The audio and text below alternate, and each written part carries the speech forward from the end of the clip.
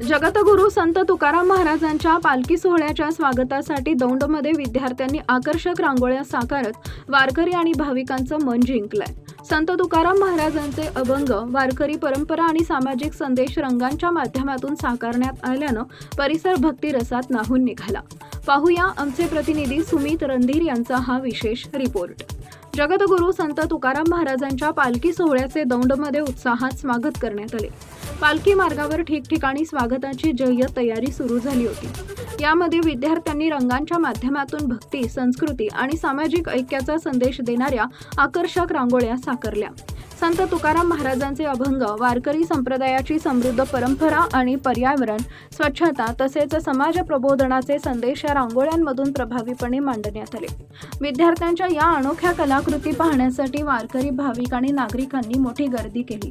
विद्यार्थ्यांच्या कल्पकतेचे आणि मेहनतीचे सर्व स्तरातून कौतुक होत असून या रांगोळ्यांनी पालखी सोहळ्याच्या भक्तिमय वातावरणात आणखी भर घातली आहे। श्रद्धा, संस्कृती आणि कलेचा सुंदर संगम घडवून आणणारा हा उपक्रम सर्वांचेच लक्ष वेधून घेतोय। टाइम्स ऑफ महाराष्ट्रसाठी दौंड प्रतिनिधी सुमित रणधीर। जगद्गुरू संत तुकाराम महाराजांचा पालखी सोहळा यवतचा मुक्काम आटोपून वरवणच्या मुक्कामासाठी जात आहे। तर यावेळी ज्या काही पालखी दौंड तालुक्यात येते त्यावेळी या दौंड तालुक्यातील काही विद्यार्थिनी दरवर्षी रांगोळी काढत असतात। तर या ठिकाणी तुम्ही पाहू शकता की कशा पद्धतीने रांगोळी काढलेली आहे। आपण या ठिकाणी काही विद्यार्थिनी आहेत त्यांच्याकडून जाणून घेणार आहोत की त्या कधीपासून आणि कशा पद्धतीने रांगोळी काढतात। काय सांगाल? नमस्कार, रामकृष्ण हरी। भैरवनाथ विद्यालय खुडबाव या गेल्या 26 वर्षापासून आम्ही रांगोळीची सेवा करत आहोत। ह्या पायगड्या पाहून वारकऱ्यांना खूप आनंद होतो आणि हे त्यांचा आनंद पाहून आम्हाला आनंद होतो। त्यामुळे आम्ही हे काढतो, हे खूप छान वाटतं। आणि त्यासोबतच आम्ही अभंगही म्हणतो, छोटे छोटे अभंग आम्ही म्हणत असताना वारकरी थोड्या वेळ थांबून विसावा घेतात आणि ते आम्हाला खूप छान वाटतं। काय कोणता अभंग एखादा म्हणतात ऐका? नाम भजनात मन झाले दंग, नाम भजनात मन झाले दंग, भेटीसाठी आले पांडुरंग, भेटीसाठी आले पांडुरंग, भेट झाली सख्या साजनाची, पंढरीच्या त्या पांडुरंगाची, भेट झाली सख्या साजनाची, पंढरीच्या त्या पांडुरंगाची, दरबार पाहताच मन झाले दंग, दरबार पाहताच मन झाले दंग, भेटीसाठी आले पांडुरंग, भेटीसाठी आले पांडुरंग। या ठिकाणी या विद्यार्थ्यांना मार्गदर्शन करणारे जे सर आहेत ते आपल्या सोबत आहेत। सर काय सांगाल? भैरवनाथ शिक्षण मंडळ खुडबाव संचलित भैरवनाथ माध्यमिक व उच्च माध्यमिक विद्यालय खुडबाव यांच्या वतीने गेले 26 वर्ष दौंड तालुक्यामध्ये संत तुकाराम महाराज यांच्या पालखीचं आगमन झाल्यापासून ते अगदी दौंड तालुक्यातून बारामती तालुक्यात प्रवेश करेपर्यंत विद्यालयाच्या वतीने या वैष्णवांच्या महामेळ्याच्या पुढे रांगोळी काढण्याचा कार्यक्रम गेले 26 वर्ष चालू आहे।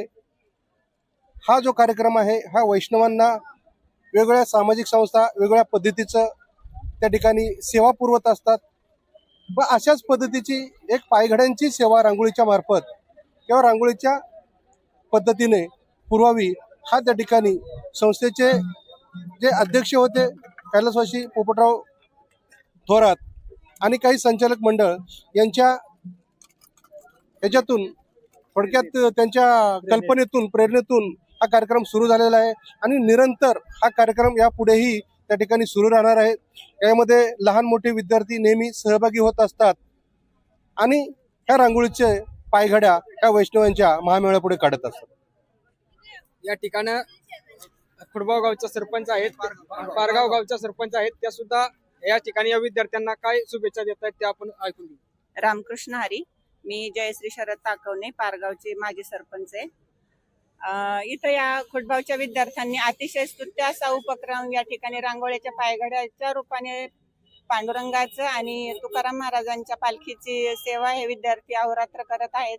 त्या विद्यार्थ्यांनी हा कार्यक्रम असाच अविरतपणे चालू ठेवावा अशा आमच्या ताकवणे परिवाराकडनं आणि पारगावच्या लोकांच्याकडनं मी त्यांना शुभेच्छा देते। वर्ष झालं गेले 26 वर्ष झालं विद्यार्थ्यांना जे मार्गदर्शन करतायत ते सर आपल्यासोबत आहेत. सर काय सांगाल? नमस्कार, रामकृष्ण हरी.